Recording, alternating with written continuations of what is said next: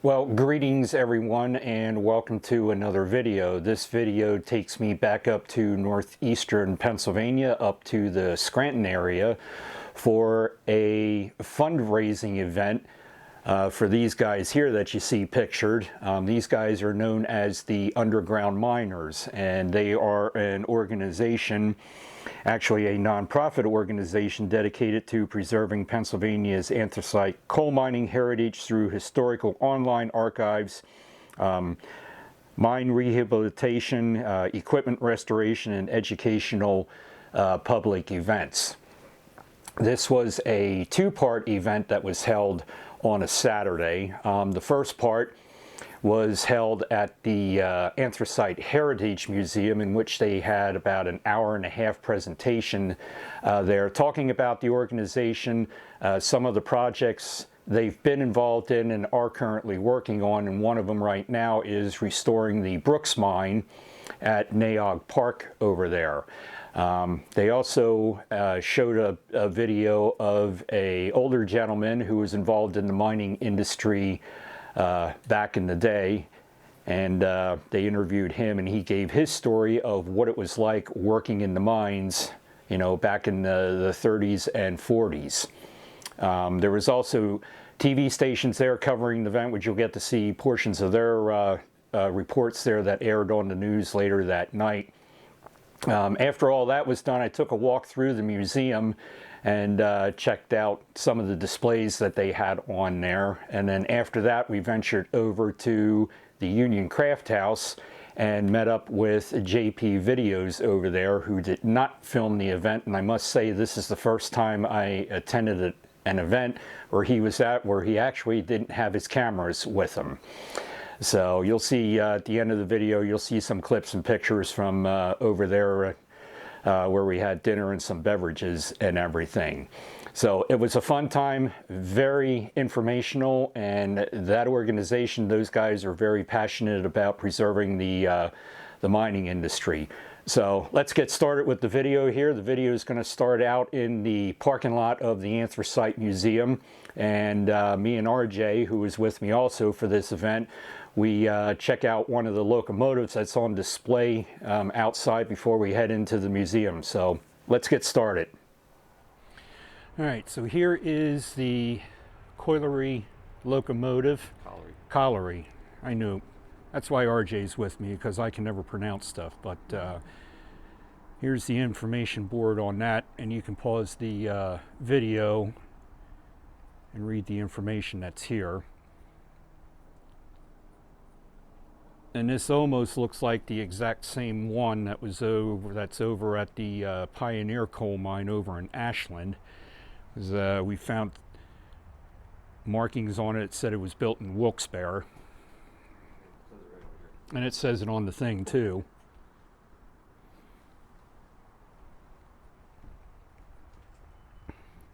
But this definitely has seen some better days there, as you can see.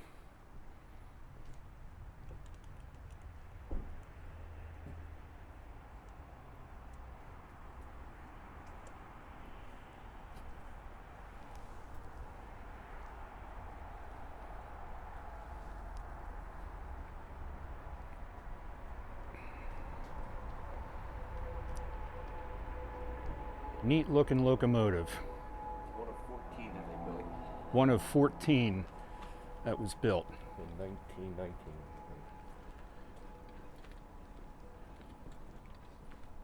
All right, so the entrance to the museum is right over there, so we are going to head in there and see what that all has to offer and check out this presentation that's going to be getting underway at 2 o'clock.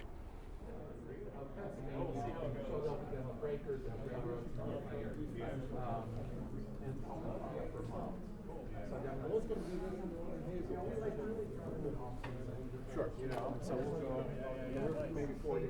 Oh, yeah.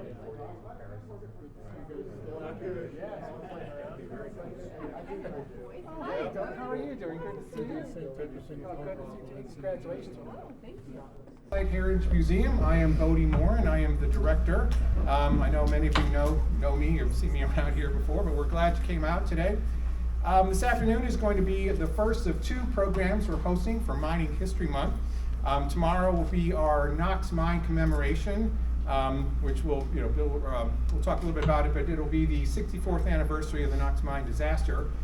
We've got some great programs, we've got some great partners who'll be participating. We've got our colleagues from Wales, from Welsh Coal Heritage Sites, the Big Pit and the Rhondda Heritage Valley, will be with us on Zoom. And we'd love to have you back here, but if you can't make it, we're going to be broadcasting on Zoom, which should have been, the link should be in the description of all of the programs and events. And we're also going to broadcast live on Facebook, on the Anthracite Heritage Museum Facebook page. So be sure to check that out. And then before you go, the museum will be open until 5 tonight, so feel free to take a walk through the exhibits if you haven't seen them, or if you haven't seen them in a while. And certainly peruse the gift shop or the museum store. We have just got yesterday copies of Phil Mosley's new book, The Telling of Anthracite. So this is a look at the heritage of the anthracite region. So be sure to take a look at that. We only have 5 copies.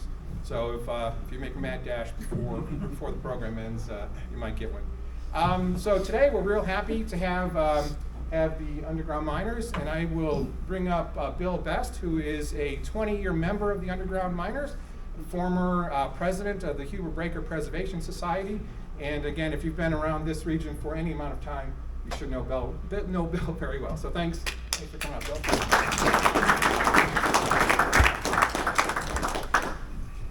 Thank you, Bodie. I'm gonna have to pull this up. Thank you, appreciate it.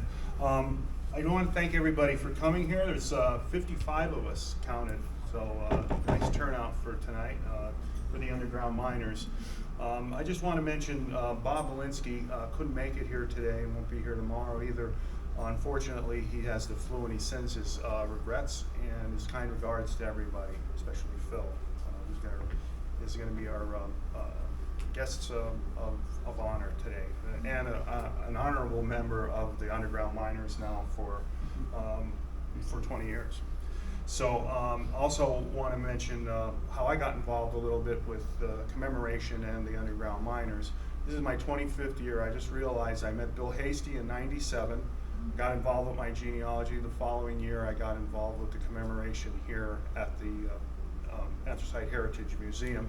And I got to meet the likes of Joe Stella and some other back in the time survivors of the Knox mine disaster. And I do want to mention right now, if there's any survivors or any family members, of course, of the 12 who had died, I want to give them honorable mention right now. If anybody's here, or any of the ones who survived the Knox mine disaster, any family members, we want to give them a shout out. One more thing about the commemoration this year, which is the 64th year, is we're going to do a walk down to the break-in point tomorrow morning, and it's going to be right after the Mass. We meet at the old St. Joe's Church, which is now below the funeral home. We have a memorial service for the 12 men who died, and then we walk down to the break-in point, and then after that we go to the where the Eagle Air Shaft, where the men had come out of. So anybody interested in times, and please get with me after the meeting, and I'll be glad to fill you in on the details of that of the walk as well. Now for the Underground Miners, I got to say that it's been the most fun and easiest group to be a part of, simultaneously being very physically demanding too. We've done a lot of things when it comes to living history, and these guys really know where the rubber meets the road and putting their finger on history, and they're going to tell you all about the upcoming events and the upcoming projects that we have going. So without further ado, I'll give you the brains and the brawn of our society, Chris Murley.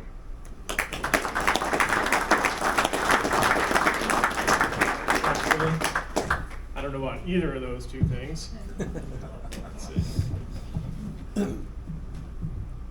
Okay, so how many in here, for the show of hands, are not familiar with our organization? Oh, good, okay. So this will be fun. So we started the underground miners. It was basically me and friend Banks here back in the early 2000s. We actually formed the group in 2002. And as most of you guys know, we nosed around all the old abandoned mines in the area and wanted to learn more. So I'm not going to go too in depth with how we got started because we got a lot of stuff to go over tonight, but ran around the old mines for a while and then decided we wanted to take this a little bit farther because we wanted to actually see if we could do this stuff. So we actually got jobs at the local mine tours. Banks started at the Block 1 mine tour here, and then we started doing winter maintenance work at the Pioneer Tunnel, doing timbering work, to the number 9 mine tour, doing track work in the wintertime, the Lackawanna tour here, doing some timber work in their escapeway that goes out on the other side of the Snake Road up there.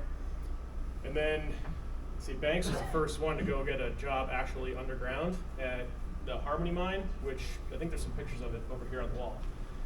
So Banks had a job there, and then we said, well, a couple other others can't let him have all the fun. So on the weekends, I was going down and working at in New Philadelphia, the 7-foot slope on Saturdays, and worked there for about 4 years, and then that was enough for me. So every once in a while, I'll still go down and work with Banks, and I would like to acknowledge that Banks, how long have you been working the mines for? It was 2008, I think it started. So 2008, Banks started actually working underground in the mines, and he's recently got his foreman's papers. So he's an anthracite mine foreman, which allowed us to take on this job at Brooks. So that's what you guys are mostly here for, so we'll talk about the Brooks mine. So me and Dan and Banks and Josh are having one of our board meetings at Trax Bar in the Radisson Station. I said, you guys ever see the old Brooks mine in Naog Park? This was January of last year, so this was a year ago. And I said, I think Banks might have been there, but those two guys weren't. So let's go up and check it out. So it was 6 inches of snow on the ground. We go trudging around up there. I said, could we get in it? They said, no, you can't get in it, but there's a couple neat old mine cars outside that were restored, and we'll check it out. So we go up there and we're standing in front of the mine.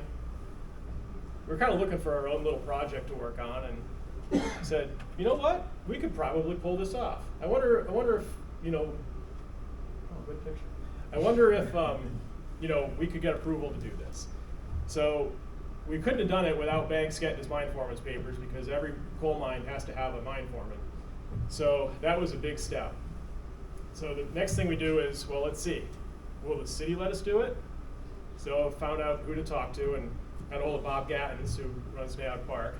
And I called him, and he said, you want to open the Brooks mine? Oh, that's great. We've wanted to try to open that for years, but we didn't know who could take it on or what, da-da-da-da-da. So that was a great phone call. That was the end of January of 2022. So, all right, the city's for it. So I guess we got to talk to the state. So we talked to the Troy Wolfgang, who runs Pennsylvania Deep Mine Safety. So we needed approval to go in there and check the place out, do a feasibility study. So sure, we went there, cut the chain off it, they put a plywood thing up so you couldn't see in the mine anymore. I don't exactly know why they did that, but they did at some point. So we pulled that down, opened the gate up, and went inside. So we did a whole inspection of that. And actually, you can see that. We videoed the whole thing, and that's up on our YouTube channel right now on Underground Miners. So you can see the feasibility study when we went in and checked the place out and our thoughts on it. But the exciting part was the mine was in really good shape. There wasn't one rock fall throughout the whole mine, but it still had to be timbered up to typical mine law and make the place safe. So there was a little bit of water. That dries out whenever it rains hard, because the place is only about 30 feet underground. The rain just goes through the ground and goes in the mine. But that soaks in and goes away. But so the first thing we had to do was get some ventilation in there, and that's what that yellow tube is, you see. We have a tube that goes all the way back to the back of the mine, and then we have a fan outside that blows fresh air in, because there's no second opening in the mine. We'll get to that in a bit too. So there's only one way in and one way out. So as part of mine law, you also have to have a second opening to every mine. So we had to make the place safe to go to the next phase of opening the place up, which will be the second opening. So we had to get timber and re-timber the entire mine. So We talked to Mark up at R&R Logging in Mahoopany. He has a sawmill, and he has donated all the timber for this project. They haven't had to buy timber. The city hasn't had to buy timber, and that's another good point to make, is that not one dime of taxpayer money has gone to this yet. We have funded this whole project ourselves through donations from people from the city and other businesses. So we'd always have Raw dogs and marshmallows we made, build a fire. Roast potatoes was a big thing. Raiding gardens was a big thing. Plums, grapes, pears, sneaking at night. Yeah, didn't cause no harm. Just kids. But I loved them. Now looking back, I was very lucky. And I was lucky to work at the mines that I did, the different types of mining, the jobs. Because I never passed nothing. I was doing job, yeah, I'll learn it. I got 2 good arms and 2 good legs, I'll make a living. That's what I used to say to myself. So, that's all I could tell you. I probably didn't enjoy it. I was just caught up in living and stuff. But the way I see the world today, and I look back at how I was brought up and my friends, geez, what a difference. I enjoyed it then.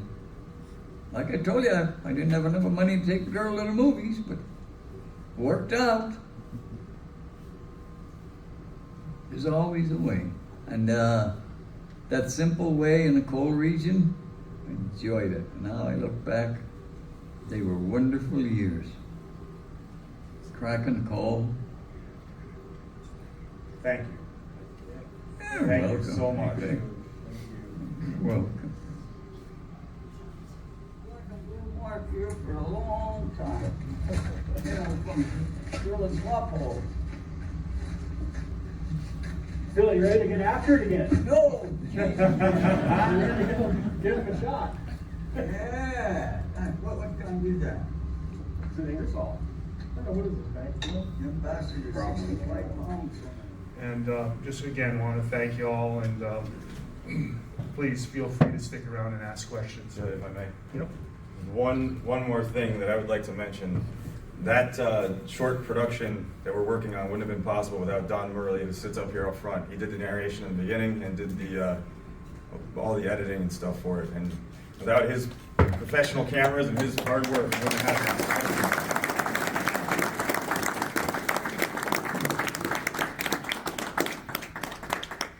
I have to mention, it was so enjoyable working with Phil, and I've been editing him since July of 2021, so, but you've got to, I guess the guys are going to release the full 2.5-hour version. It's a hoot. Thank you. Also, the dinner that Billy had mentioned is tonight. So if you wanted to go, get your tickets. Well, now. So, right, we're leaving here from here to the Union Craft House. Well, thanks again from Bill and the Underground Miners for a great program today. And I also want to thank Mike and Linda Mostardi, who bring a great exhibit out here every year. Ask them about some of their new pieces, and I'm sure they'll be happy to show you those. They'll be up through tomorrow as well. Just a reminder that we've got the Knox Mine program here at 2 o'clock tomorrow, and it'll be on broadcast on Facebook Live, the Anthracite Heritage Museum page, and also on Zoom.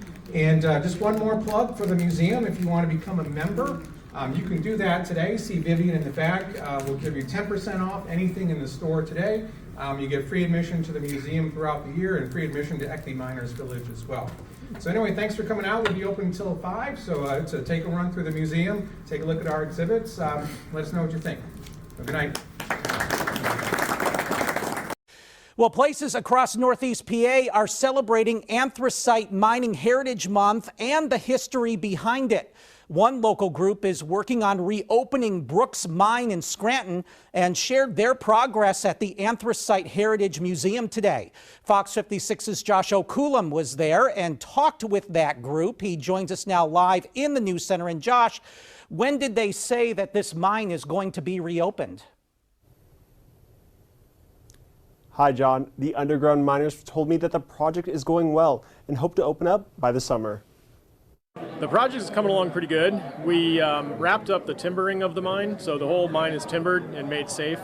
We finished that up in October, and now we're on to cleaning up a little bit more in there and relaying the track inside. Chris Murley, the founder of the nonprofit group Underground Miners, shared photos and talked more about their project with the public. We're told the all-volunteer group started on the project last January and that the work takes place on the weekends. Murley says the project is funded by donations and says Brooks is one of the first mines that was only ever for touring since its opening in 1902. It was closed in the 70s after the Lackawanna mine tours opened. Banks Reese is a foreman at a coal mine in Schuylkill and is working to make this mine feel authentic. Another little snippet of what this industry used to be. This was so huge across northeastern Pennsylvania. It's why everything's here, and it's almost all but lost. So it's great to me that there's still just something else to hang on to from the industry that really built the area. Because the coal industry was so big in northeastern Pennsylvania, that's why the nonprofit chose this area close to home. Murley says they will continue working in February and invite the public to watch them work. We're pretty excited about the public that comes out, and whenever we're working there, how happy everybody is to see us working on it and just getting the project open again. It's pretty special. Okay, so hopefully you enjoyed that presentation there, learning about the mining industry up here in Pennsylvania. As said before in other videos, Pennsylvania was rich with the anthracite coal and everything. So hats off to the underground miners for doing the presentation today and everything that they do for preserving the mines here, especially the one that they're currently working on and everything. And thank you to Phil for sharing his story with everybody here today. So let's go take a tour through the museum before we head on down to the meet and greet down the road at the local eating establishment. All right, so we are going to take a quick walk through the museum that they have here and check this out. We've got about an hour and 10 minutes before the museum closes because they're open until 5 today, and then we're going to be heading over to, where are we going to? Union something or other? Yeah, some eating establishment where we're going to have the dinner and the meet and greet and everything. But right here in front of us is one of the big lumps of anthracite. So this was excavated near Hazleton, Pennsylvania. Union Craft House. Union Craft House is where we're headed to. But you can pause the video and read that information there on that big piece of anthracite.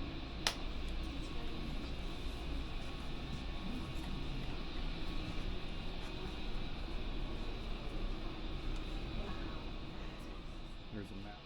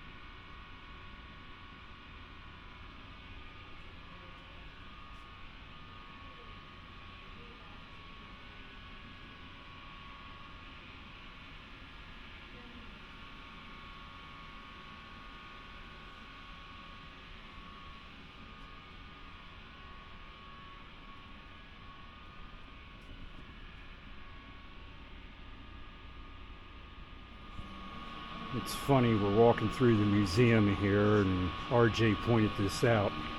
There's the Molly Maguires, and that picture right there should look familiar to you because we were up there in July. This is when we took a tour of the Eckley Miners Village, which was turned into a movie set for the 1968 movie The Molly Maguires.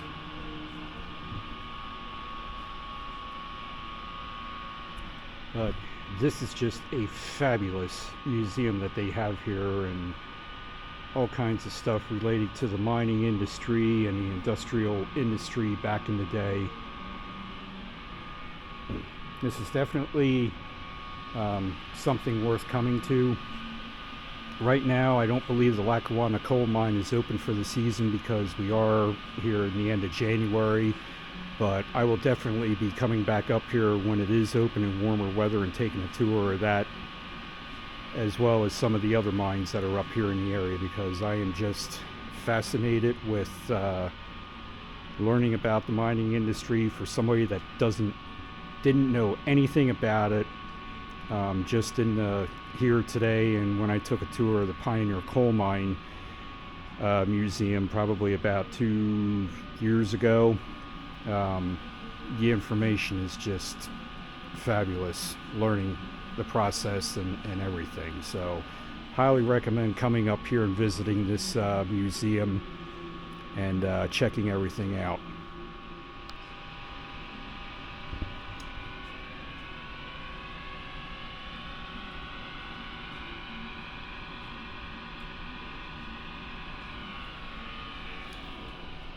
Simulation of a monkey vein that you can actually crawl into to show how. Is that monkey vein? All right, there explains the monkey veins and what the simulation of the monkey vein. And we got a monkey right there. Oh, you're funny. You jackass. Really? Now I gotta edit that out of the video. Oh, wait, you weren't calling me that. Kidding. There is one There's there. A jackass right here. Yeah. Nobody listens to me.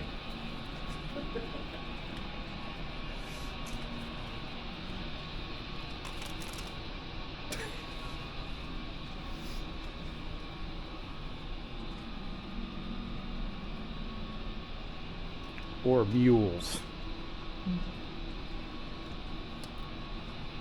We learned about the mine mules when we were at the Pioneer Coal Mine Yes. tour. They Make talked about them. Make sure that you're really good friends with them. Yes. If you're in the mines and have a mule, you want to be very good friends with that.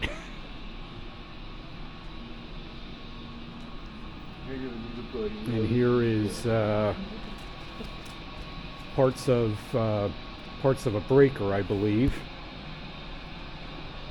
How they size it up and break it down or crush it and do whatever. And all that stuff. Yeah, and all that stuff. So here they have information on the canals and how they transported coal out of here. And there you can see one of the barges, what it would have looked like hauling the coal. And they make mention of some of the canals here, but they talk about the Delaware and Hudson Canal in the northern field, the Lehigh Canal in the middle field, and the Schuylkill Navigation or the Schuylkill Canal in the southern field.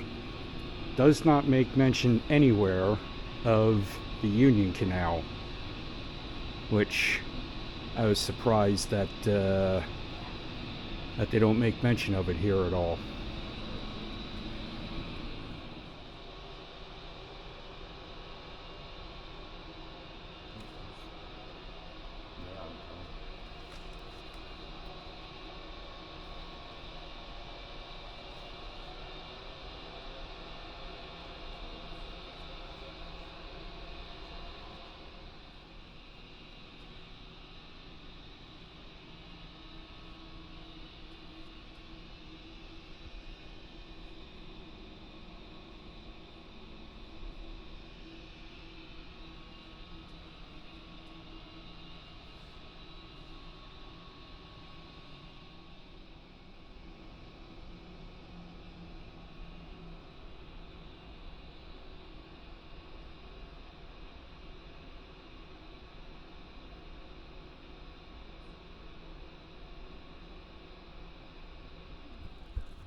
All right, so we are done in the museum, and I picked myself up a license plate there with all the railroads on it to hang in my kitchen there of all my other license plates of places that I've been to. But here is a nice view of, what is it?